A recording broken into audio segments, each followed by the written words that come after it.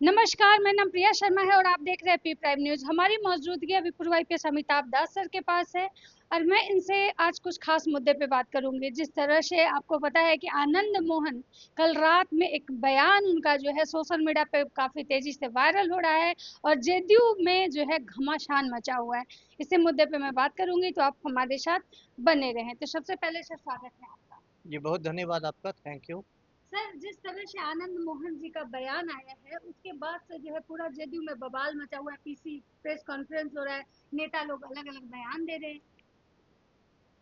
देखिए, आनंद मोहन का बयान अभी तो वायरल हो रहा है। उसमें उसने कहा है कि नीतीश कुमार को जिंदा दफना दिया गया है और जदयू में कुर्सी के लिए थैली पहुंचानी पड़ती है।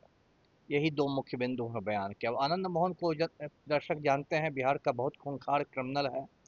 इसने 1994 में गोपालगंज के जिलाधिकारी का खून कर दिया था, कृष्णैया साहब का। और इसको सुप्रीम कोर्ट ने उम्र कैद की सजा सुनाई थी। 15-16 बरस ये जेल में रहा। फिर 2-3 साल पहले इसको पलटू राम ने जेल से बाहर करा दिया। तो ये जो आनंद मोहन है, इसकी पत्नी है लवली आनंद, ये शिवहर से जदयू की लोकसभा सांसद है। और इसके जो बेटे हैं चेतन आनंद, वो नवी नगर से जदयू के ही विधायक हैं। तो अभी जो सम्राट कैबिनेट का विस्तार हुआ था 7 मई को, तो उसके लिए पूरी लॉबिंग की थी आनंद मोहन ने कि चेतन आनंद जो इसका बेटा है वो भी मिनिस्टर बने। लेकिन चेतन आनंद को कुर्सी नहीं मिली और शिवहर से श्वेता गुप्ता जो पहली बार विधायक बनी है वो बन गई मिनिस्टर।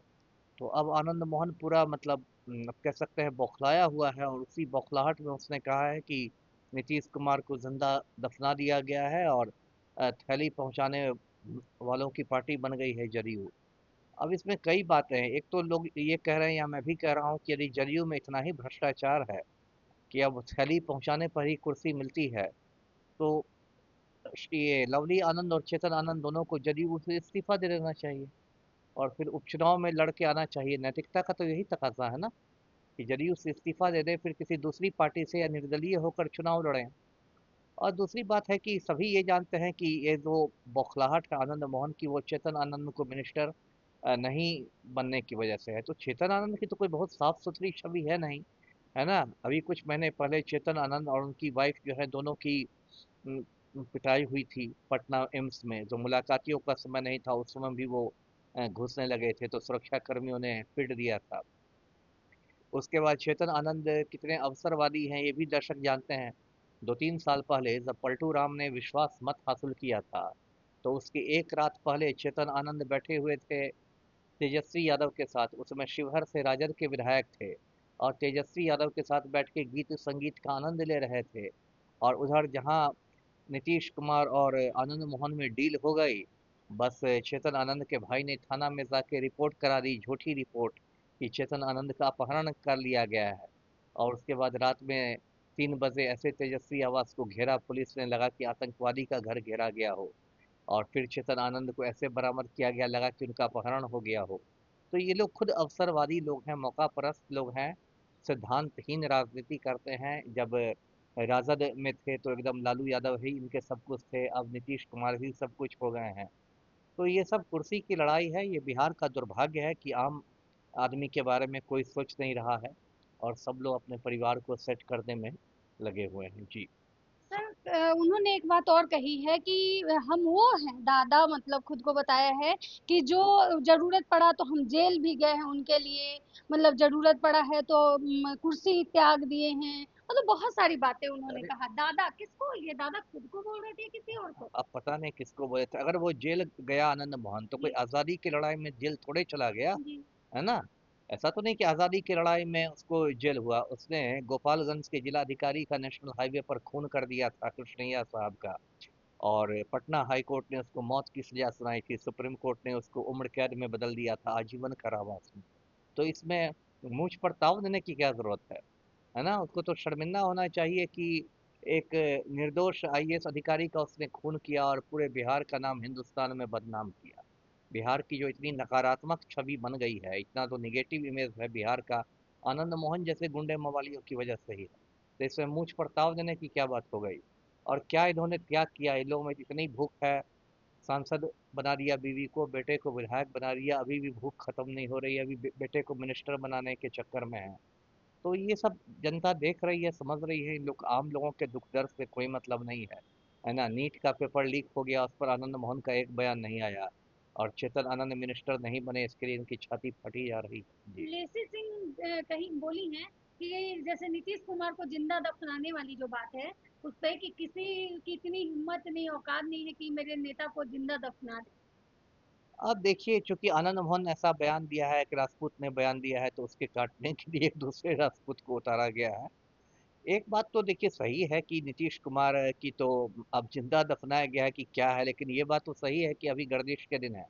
नीतीश कुमार को कनपटी पर कट्टा सटा के उतार दिया गया कुर्सी से, जबकि नवंबर में एनडीए ने नारा दिया था कि 25 से 30 फिर से नीतीश, और अब नीतीश कुमार को उतार दिया गया सीएम इससे। और पार्टी के अंदर भी वैसी नहीं चल रही है।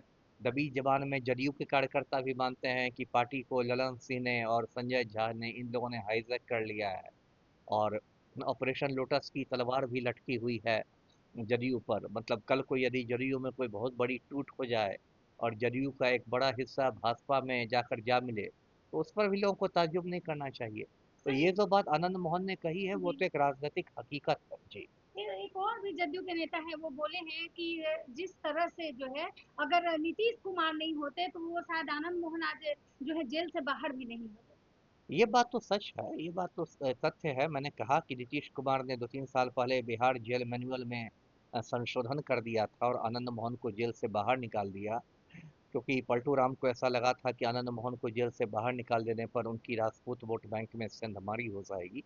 तो ये बात तो सही है जी। और जिस तरह से जदयू में मतलब इस तरह से प्रेस कॉन्फ्रेंस हो रहा है, इनके बयानबाजी के बाद जो लोग हैं अलग अलग अनुमान निकाल लगा रहे हैं, विपक्ष जो है हमलावर हो रहे हैं कि भाई इस नेता ही जब इनके जो है इस तरह की बातें कर रहे हैं, तो यानी कि जो विधायक का चुनाव हुआ या जो भी मंत्रिमंडल, ये सब चीजें यानी कि पैसे पे ही मतलब बंटता है। अब ये तो बात सही है ही, पैसे पर तो बढ़ता ऐसा लग ही रहा है, नहीं तो मिथिलेश तिवारी जैसा घोटालेबाज कैसे मंत्री बन जाता है ना। मिथिलेश तिवारी जैसा घोटालेबाज जिसे निगरानी में ये हुआ है, अम, दोषी पाया है, घोटालेबाजी का दोषी पाया है, 420 का दोषी पाया है, गबन का दोषी पाया है, वो सीधे बिहार का माननीय शिक्षा मंत्री बन जाए।